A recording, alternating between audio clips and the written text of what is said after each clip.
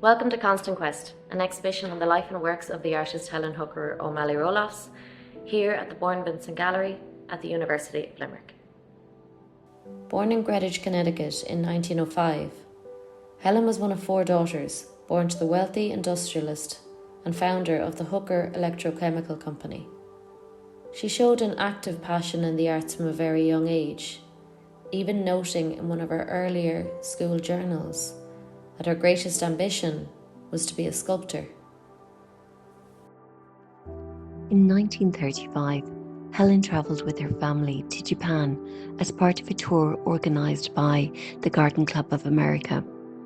She visited significant private and imperial gardens of Kyoto, Yokohama and Tokyo, immersing herself in Japan's rich horticultural traditions. Persuading subjects to pose for her, she captured moments of simplicity and majesty alike, an approach that would continue to shape her artistic vision for years to come. The exhibition opened on April 3rd of this year and was throughout the summer.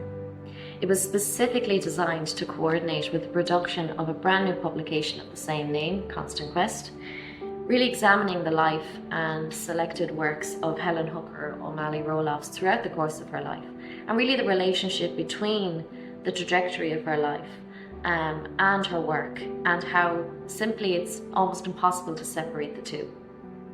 The entire project has been a co-collaborative partnership, specifically with partners such as the Photo Museum and the National Library of Ireland, but also with co-partners in the United States such as the O'Malley Family Archives. There are 14 bronze heads like this on show within this exhibition space, and it's 14 of a collection of almost 40 that's held in the O'Malley collection here in the University of Limerick.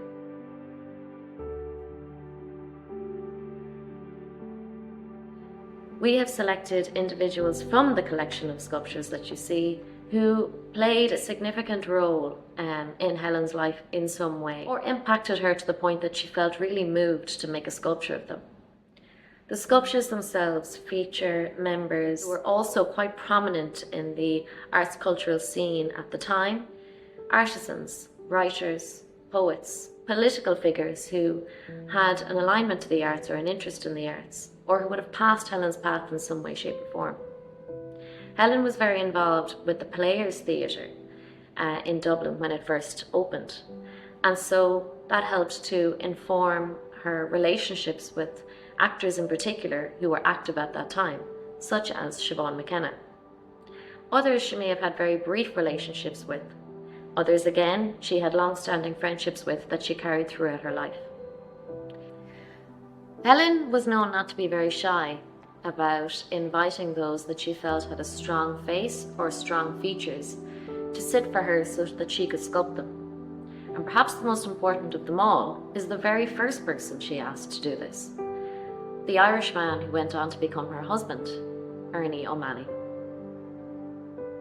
Helen and Ernie first met in the United States when Ernie attended a lunch hosted by Helen's family at her home. And although her family didn't necessarily approve of Ernie, it didn't stop them going to London to get married soon after.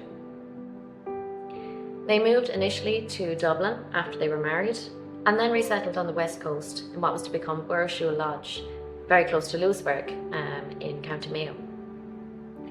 Ernie played a key role at this time in introducing Helen to Ireland, its cultural fabric, to its people, to the communities he had built himself prior to when he had left and gone to the States. And Helen very much fell in love with Ireland's landscape. She wanted to capture it. Herself and Ernie took several trips. They took photography of different landscapes in and around where they lived, but also widely across Ireland. And it was during this time that they formed a bond and a real connection in their love of the aesthetics of the arts. Helen focused on her sculpture. She had her own studio at Bourn Lodge, which she built herself. And Ernie focused on his writing, memoirs of his time in the Revolution and the time that he spent in the War of Independence in Ireland. However, despite their mutual interests and admiration of the arts which really bound them, Helen and Ernie's marriage was not to be long-lived. In 1950, Helen decided that she would return to the United States, and did so, taking with her 2 oldest children. However, her love and appreciation and connection to Ireland and all that it had given her continued throughout the rest of her life. In fact, the later half of Helen's life was actually her most productive. Helen remarried, exhibited widely across the United States, and continued to add to her rich art collection. Helen's quest, her constant quest for the recognition and acknowledgement of herself in the arts was indeed lifelong. And that's really been the main inspiration for this exhibition.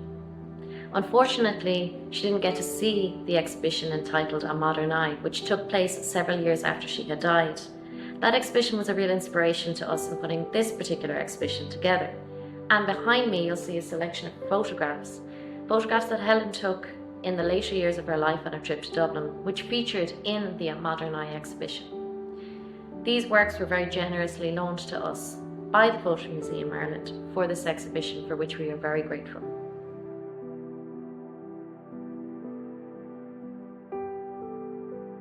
We owe a huge debt of gratitude to Cormac O'Malley.